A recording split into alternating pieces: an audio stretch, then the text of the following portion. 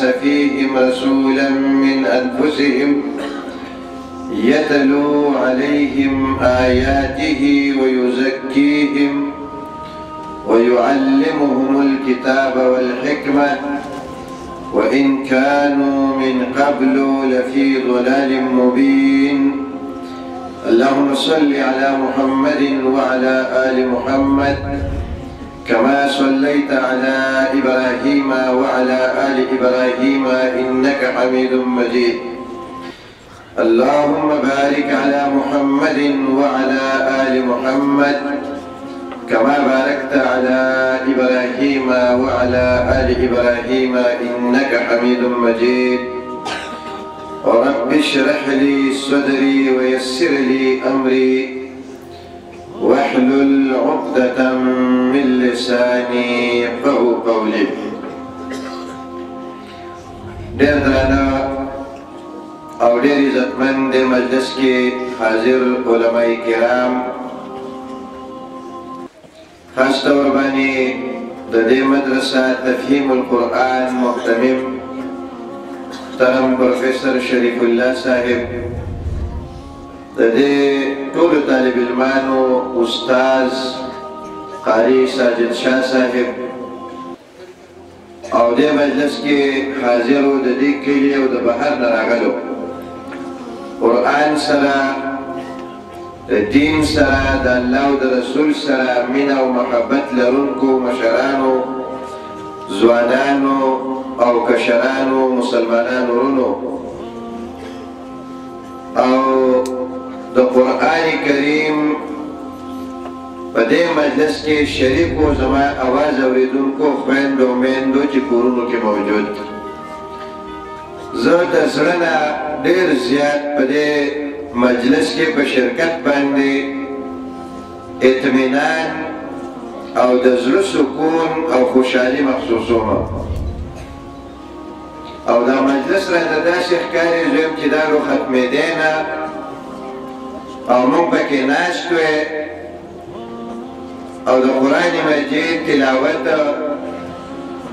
د پیغمبر علیه الصلاة والسلام په شان کې نعت د الله رب العالمین په صفاتو باندې مشتمل نظمونه او د الله د دین خبره مو اورېدی او دې مجلس کې ناست وی او دا مجلس هغه ختمېدی نو د روح او د زړه د سکون دپاره یو بهترین مجلس تاسو په دې کلي کې نن جوړ دی. 113 ماشومان بچي ستاسو د خپلې علاقې هغې نن د قرآن مجید حفظ، ناظره، ترجمه او تجوید سره ختمونه وکړو. ما خیال دی چې ستاسې په دې کلي باندې نن ډېره لویه خوشحالي ده او په هر کور کې به نن ځان له د واده نه زیاته خوشحالي انشاءالله تعالی. الله رب العالمین دې دا لویه خوشحالي ستاسو لپاره مبارکه کړي او دا د دې ټول کلي او د دې ټولې علاقې یو نماینده اجتماع ده چې په دې کې مشران شته، ځوانان شته، علما شته او د هرې طبقې د ژوند سره تعلق لرونکي مسلمانان پکې حاضر دي. زه دعا کوم چې الله تعالی دا اجتماع د دې ټولې علاقې دپاره د نجات، د هدایت، د برکت او د قرآن او د سنت سره د محبت یو لویه ذریعه وګرځوي. ما محترمو دا د قرآن مجید مجلس دی نو موږ به د قرآن متعلق خبره کوو. ما په دې لاره باندې سوچ کوو چې دې مجلس کې خو به فضایل د قرآن مجید بیان شوي، دې مجلس کې به د قرآن مجید د حفظ کوونکو فضایل هم بیان شوي چې اخره کې موږ خبره کوو نو چې کومه خبره وکړو نو ذهن کې مې دا راغله چې زه به دا خبره کومه چې الله رب العالمین دا ټول کائنات پیدا کړی دی دا انوار او سپوږمۍ دا ځمکه او اسمانونه دا څومره څه چې موږ ته په نظر راځي دا یې پیدا کړي او ډېر څیزونه چې موږ ته په نظر نه راځي د هغې پیدا کوونکی هم الله دی خالق کل شی الله د هر څیز خالق او مالک دی الله په دې ټولو مخلوقاتو کې انسان هم پیدا کړی دی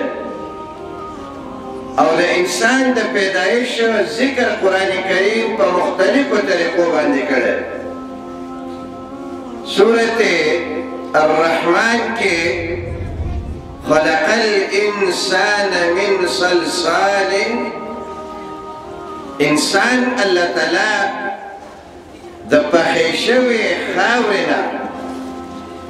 چې دا کولالې ښه پخه کې او کودرې ترې جوړ شي او چې ته لاس په لاس ګزار ورکوې نو د شیشې په شان کړنګ کوي د داسې کودرې نه الله پاک دا انسان جوړ کړی دی قرآن کریم کې الله فرمایلی دی چې انسان ما د خټې نه جوړ کړی دی او قرآن کې الله فرمایلی دی چې انسان ما پیدا کړی دی د اوبو د څاڅکي نه من نطفة امشاج نبتليه هغه اوبه چې د نارینه او د زنانه اوبه په رحم د مور کې جمع شوې ډېرې کمزورې اوبه وې من ماء مهین ناپاکې اوبه هم دي او ډېرې کمزورې اوبه هم دي د دغې نه بعد انسان الله رب العالمین جوړ کړی دی قرآن کې الله فرمایي ما انسان جوړ کړ د اوبو نه پس وینه د وینې نه پس غوښه د غوښې نه پس پکې هډوکي وشو او د هغې نه پس د دې نه دغه انسان جوړ شو چې دا مونږ وینو فتبارک الله احسن الخالقین فتبارک الله احسن الخالقین تمام برکتونه خو الله رب العالمین سره دي برکتونه والا هم هغه الله دی چې هغه د تمامو جوړونکو نه ښایسته جوړونکی ذات دی هیڅوک د هغه په شان تخلیق نشي کولی هیڅوک د هغه په شان صنعت نشي کولی او هیڅوک د هغه په شان کاریګري نشي کولی د کم چیز نه کم چیز جوړ کړی دا انسان الله رب العالمین جوړ کړی دی او دې انسان ته دا ویلي دي چې ته په ابتدا کې ډېر کمزوری وې هېڅ باندې نه پوهېدې بیا تا ته ما علم درکو دا یې د مور د رحم نه دنیا ته راوستو او چې دا انسان رالوی شو ځوانۍ ته ورسېد او د ځوانۍ نه واپس بوډاوالي طرف ته ورسېد او بیا ختم شو دې انسان په باره کې الله دا فرمایلی چې ولقد کرمنا بني آدم په دې ټولو کائناتو کې ما عزت ورکړی دی د ادم بچي ده بني آدم ته ما عزت ورکړی دی کرامت مې ورکړی دی شرافت پہ ورکڑے دے لقد خلقنا الانسان فی احسن تقویم پا بہترین شکل و شباہت کے پا بہترین سٹرکچر و بہترین ساخت کے مادا انسان جوڑ کرے دے اور دی انسان دی فضیلت نہ علاوہ اللہ ټولو کائناتو ته دا ویلي دي چې تاسو د دې انسان د خدمت دپاره یې وسخر الشمس والقمر سخر لكم الشمس والقمر نور او سپوږمۍ دا د انسان د خدمت دپاره دي دا د انسان خدمت کوي هواګانې د انسان خدمت کوي اوبه هواګانې څاروي دا ټول د انسان دپاره دي. خلق لکم ما فی الارض جمیعا، په ځمکه کې چې څومره څیزونه دي الله وایي دا ټول مې ستا دپاره پیدا کړي دي. ستا دپاره مې پیدا کړي معنا دا ده چې د دې ټولو فایده ستا دپاره ده، ستا د پیدې دپاره مې پیدا کړي دي. خلق لکم ما فی الارض، په ځمکه کې چې څه دي دا د انسان دپاره دي. ځمکه د انسان دپاره ده، اسمان د انسان دپاره دی، د ځمکې او د اسمانونو ټول څیزونه دا د انسان د پیدې دپاره دي. ما عزتمندو یوازې دا نه ده، انسان له په ځمکه باندې هغه مقام ورکړی دی چې کوم مقام یې هغه مخلوق ته نه دی ورکړی، کوم مخلوق چې د انسان نه په هزارها چند زیات طاقتور دی. انسان ته هغه مقام ورکړی چې هغه مخلوق ته هم نه دی ورکړی، چې د هغې عمر د انسان د عمر نه په هزارها چند باندې زیات عمر یې دی. د دې نه سینیر دی په دې کائناتو کې. هغه مقام یې هغه مخلوق ته هم نه دی ورکړی چې هغه د عبادت په لحاظ سره، د الله د ذکر په لحاظ سره د انسان نه ډېر مخکې دی.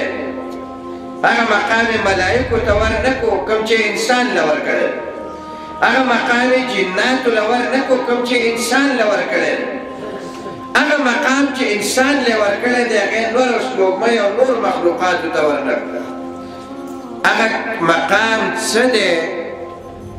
هغه مقام د ځمکې خلافت دی. وإذا قال ربك للملائكة إني جاعل في الأرض خليفة، هغه وخت درنه ير نشي اے نبي چې ستا رب ملائکو ته خبره وکړه چې زه په ځمکه کې یو خلیفه جوړوم، ځمکې دپاره خلیفه جوړوم،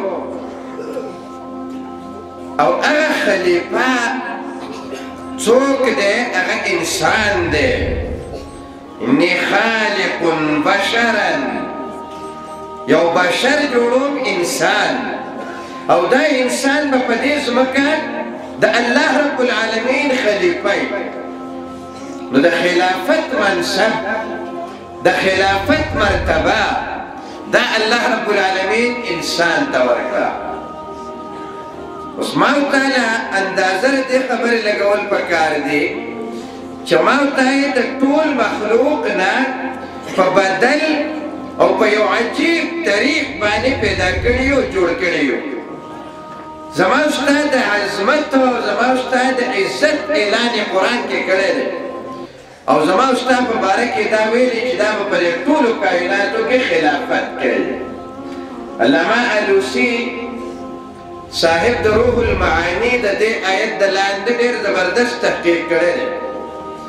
دا بحث یې کړی چې دا انسان خلیفه دی. نو خلیفه هغه چاته وایي چې څوک ورته خپل کار حواله کړي. لکه دې جومات کې امام دی، هغه د خپل ځای په ځان په ځای بل کس ودروي چې دی په خپله یوه ورځ چوټي کوي نو بل چاته کار حواله کړي، یا نو چوټي نه کوي په خپله موجود دی خو دی بل کس سره یې مینه ده هغه ته خپل ځای پرېږدي. نو خلیفه هغه چاته وایي چې هغه بل چا ورته یو کار حواله کړی. نو دې انسان ته د چا کار حواله شوی دی؟ او دا انسان د چا خلیفه دی؟ نو هغه تحقیق دا کړی چې دا انسان د الله رب العالمین خلیفه دی. د چا خلیفه دی؟ د الله رب العالمین خلیفه دی. اوس په نور بحث نه دی پکار چې الله څومره لوی ذات، د الله څومره لوی شان دی. هغه چې چاته وایي چې ته زما خلیفه شوه د هغه به څومره لوی شان چې د الله څوک خلیفه شي د دې نه بله غټه خبره نشته. دې وجې نه ما محترمو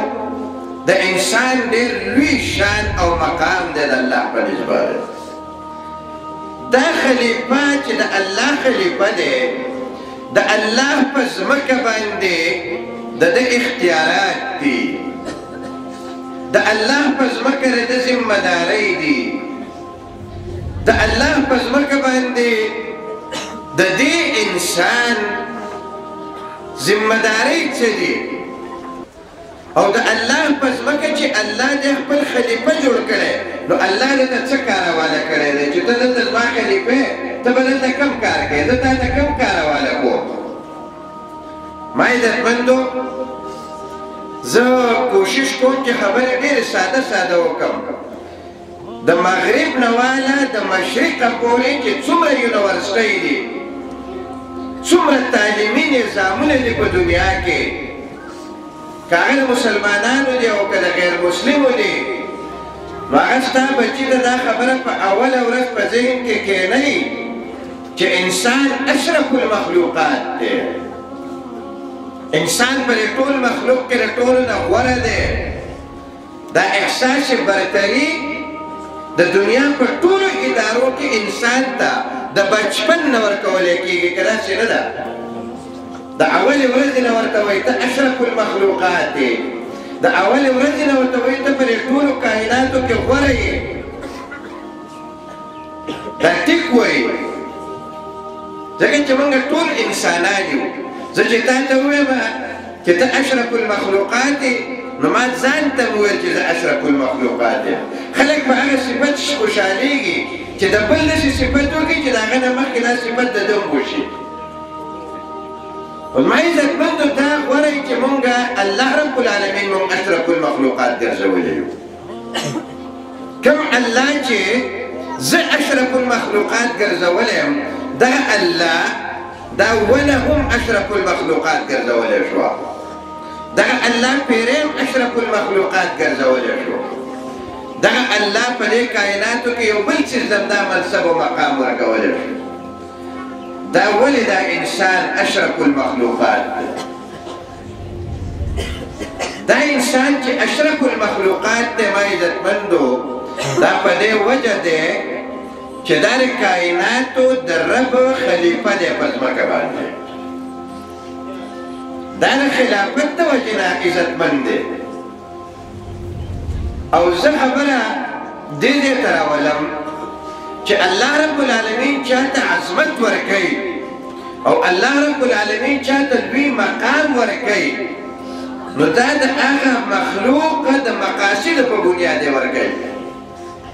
د الله په نسبت باندې به لوی شخصیت هغه چې د هغه مقصد لوی وي چې مقصد یې وړوکی نو دا انسان هم وړوکی او چې مقصد یې غټ وي نو دا انسان هم غټ دی دې وجې نه ما عزتمندو مونږ انسانان چې اشرف المخلوقات یو د دې وجه دا ده چې زمونږ کوم مقصد دی په ځمکه کې د اوسېدو هغه مقصد اشرف المقاصد دی هغه مقصد د ټولو مقاصدو نه لوی مقصد دی نو زما ستا عزت شرافت دا به د هغې مقصد سره تړلی که هغه مقصد هم حاصل کو نو اشرف المخلوقات یو که هغه مقصد هم حاصل نه کو نو بیا اشرف المخلوقات نه یو د هغې مقصد په لحاظ سره د دې اشرف المخلوقات دپاره جنت تیار کړی او د دې اشرف المخلوقات دپاره دوزخ هم تیار کړی الله دې موږ دوزخ نه بچ وساتي دغه مقصد چې د کوم مقصد په وجه باندې ما محترمو دا انسان شرافت والا دی د دې انسان عظمت دی د دې انسان فضیلت دی هغه مقصد قرآن مجید په دو جملو کې بیان کړی یو جمله عبادت دی وما خلقت الجن والانس الا ليعبدون چې پیری او انسان الله وی دا صرف او صرف ما د خپل عبادت دپاره پیدا کړی اوس د عبادت څومره لوی شی دی چې د دې عبادت دپاره کوم انسان الله پیدا کړی هغه په ټولو کائناتو کې غوره دی نو پته ولګېده چې اصل غورهوالی د عبادت دی اصل شرافت او فضیلت د عبادت دی دی عبادت د پاره مونږ او تاسو الله رب العالمین پیدا کړی ما عزت د دې مطلب دا شو چې دا انسان چې په دې فخر کوي چې زه په دې کائناتو کې د ټولو نه غوره یم دا انسان چې دی مني چې دا ټول کائنات الله زما دپاره پیدا کړی دی نو د دې انسان دا فرض دی چې دی الله د کوم کار دپاره پیدا کړی دی عبادت نو د دې عقیده به دا چې اصل عظمت په دې عبادت کې دی دا عبادت د الله تعالی ډېر خوښ دی ځکه زه د عبادت دپاره پیدا کړی یم نو دې به د ځمکې خلیفه ګرځولی نو یو مختصر خبره په دې عبادت کوم حافظ ابن تیمیه رحمه الله په عبادت باندې کتاب لیکلی دی په دې کتاب کې هغه ډېر ابواب قایم کړي دي لومبی باب په هغې کې دی تعریف العبادت د عبادت تعریف چې عبادت څه ته ویلی کېږي عبادت پېژندل پکار دي نو هغه فرمایي چې عبادت ویلی کېږي فالعبادة اسم جامع لكل ما يحبه الله تعالى ويرضاه من الأقوال والأعمال الباطنة والظاهرة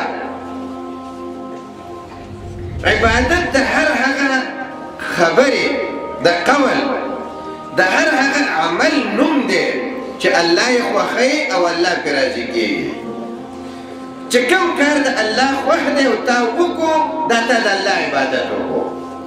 چې کومه خبره د الله خوښه ده او تا وکړه دا تا د الله عبادت وکړه الله دې موږ ته توفیق راکړي او بیا دا اقوال کله ظاهر وي او کله په زړه کې دننه وي په زړه کې دې د چا سره محبت وساتو د الله دپاره دا تا د الله عبادت وکړو په زړه کې دې د چا سره بغض وساتو د الله د رضا لپاره دا تا د الله عبادت وکړو په زړه کې د چا د عزت او د احترام جذبه وساتله د الله دپاره دا د الله عبادت ما عزتمندو بیا ابن تیمیه رحمه الله مثالونه وایي فالصلاة والزكاة والصوم والحج والجهاد للكفار وبر الوالدين والإحسان إلى الجار واليتيم وابن السبيل والمسكين وصدق الحديث ومنذر رجاء حج زکات او د الله په لار کې د کافرو سره جنګ کول جهاد د ګاونډي سره ښه سلوک کول د مور او پلار سره احسان کول د یتیم سره د مسکین سره د مسافر سره د کونډې سره ښه سلوک کول رښتیا خبره کول په ژبه باندې دا ټول عبادت دی وایي دا ټول عبادت دی او بیا پکې یو ټکی دی ونصر المظلوم د مظلوم سره ودرېدل د مظلوم مدد کول چې دا مثالونه یې ویلي دي نو بیا وروستو خبره کوي چې فالدین کله داخل فی العبادت دین اسلام ټول په ټوله په عبادت کې داخل دی نو دین اسلام دا عبادت دی ما عزتمندو دیو جنا لومبۍ جمله زما او ستا د ژوند د مقصد دپاره د الله عبادت دی دا د الله عبادت چې موږ دې لپاره الله پیدا کړي یو دا عبادت د الله تعالی یو نظام دی دا به موږ د کوم ځای نه معلوموو ښکاره خبره ده ته چې د چا په کپړۍ کې نوکر یې نو د کپړۍ مالک به تا ته ستا کار ښایي چې دا کار به کوې دا به کوې دا به کوې هغه نه به پرې ځان پوهه کوې داسې نشي کېدی چې ته زما په کپړۍ کې نوکر یې او ته هدایات د بل چا نه اخلي دا نه کېږي دا نه کېږي دا څوک هم نه خوښوي دا خبره نو چې د الله غلامان یو د الله د عبادت دپاره پیدا یو نو د عبادت طریقه به مونږ ته الله رب العالمین ښودلې او الله رب العالمین د خپل عبادت طریقه د قرآن کریم په ذریعه باندې مونږ تاسو ته ښودلې ده دا چې راکم بچي د قرآن ختم کوي دا په دې بنیاد کوي چې مونږ الله د عبادت دپاره پیدا کړي او عبادت چل او طریقه او د عبادت قسمونه دا قرآن مجید بیان کړي دي دا قرآن مجید کې دي او د عبادت عملی نمونه محمد رسول الله صلی الله علیه وسلم پیش کړی ده دی وجه نه ما عزتمندو دا لومړی خبره ده چې دا عبادت زمونږ د ژوند مقصد دی خو دا عبادت د قرآن مجید د علم نه بغیر ما او تا په صحیح طریقه عبادت نشو کولی د محمد رسول الله د شریعت د علم نه بغیر یو بنده د الله تعالی صحیح غلام او بنده چرته هم نشي جوړېدی صحیح غلام به د الله هله جوړېږي چې د الله د کتاب او د الله د نبي د شریعت علم دې حاصل کو الله دې موږ او تاسو ته توفیق راکړي دې قرآن مجید د اول نه تر اخره پورې چې څومره خبرو امر کړی دی موږ ته چې دا کوه دا کوه دا کوه او د څومره څیزونو نه موږ منع کړي یو په دې ټول چې یو بنده روان شي نو د الله عبادت وکړو دا عبادت موږ د قرآن نه بغیر نشو کولی ما محترمو چې په دې نظر باندې موږ دینی مدرسې ته ګورو او په دې نظر باندې موږ د قرآن د تعلیم او تعلم حلقې ته ګورو نو موږ او تاسې په خپله دې نتیجې ته رسو چې په دې ځمکه د دې دیني مدارسو نه او د قرآن د حلقو نه بهترین ځایونه نور نشته